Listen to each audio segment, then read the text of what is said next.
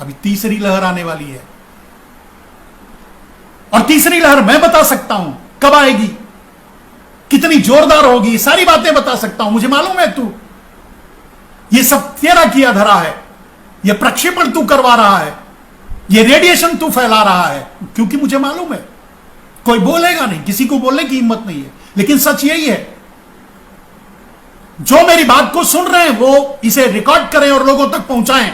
तीसरी लहर कब आएगी, कैसे आएगी, कितनी जोरदार होगी, मैं बताता हूं। तीसरी लहर कब आएगी, जब उत्तर प्रदेश के और दूसरे पंजाब और उत्तर प्रदेश के जो चुनाव एक साथ होने वाले हैं, उनका अंतिम चरण चुनाव का वोट का चलेगा, तब तीसरी लहर आएगी। ये बोल रहे हैं सितंबर में आएगी, अक्टूबर है, तो वहां बेवकूफ बनाने का धंधा है, ये नहीं आएगी। जब चुनाव हो जाएगा, उसके अंतिम चरण जब चुनाव खत्म होने को होगा, तब आएगी तीसरी लहर। और इस तीसरी लहर में आदमी मरेगा कैसे जानते हो? इस बार सांस के लिए, ऑक्सीजन के लिए तड़प तड़प कर मरा, अगली बार ऑक्सीजन मांगेगा ही नहीं, गिरेगा, तड़पेगा, मर जाएगा बस। 5 minutes, with in 5 minutes in death. क्योंकि इस बार का जो रेडिएशन नरेंद्र मोदी फैलवाएगा, वो रेडिएशन और तगड़ा होगा, जो बच्चों तक के इम्यून सिस्टम को भेद देगा।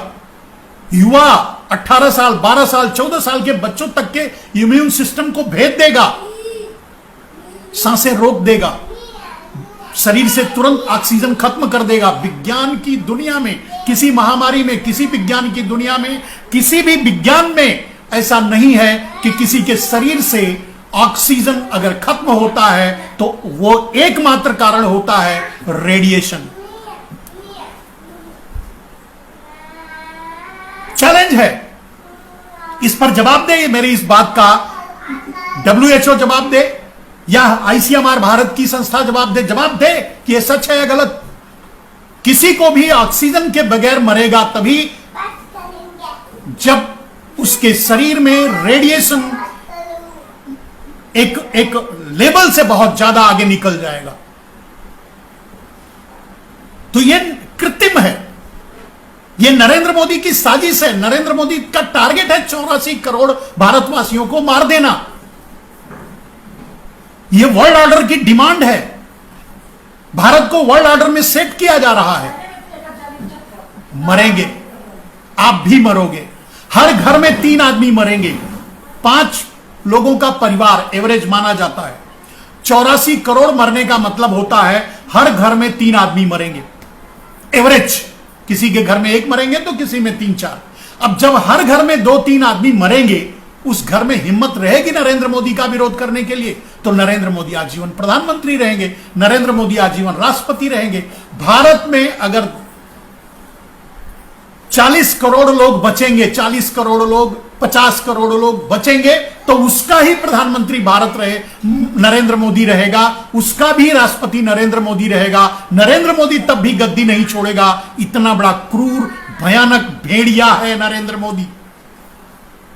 नरेंद्र मोदी को धक्के देकर उस गद्दी से उतारना पड़ेगा। भारत को बचाने के लिए हिम्मत है तो आगे आओ, वरना अपनी पीढ़ियों को गुलाम बनाने के लिए तैयार करो। उनकी मेंटालिटी को सेट करो, उनको बताना शुरू कर दो कि आगे तुम्हें कैसे जीना है।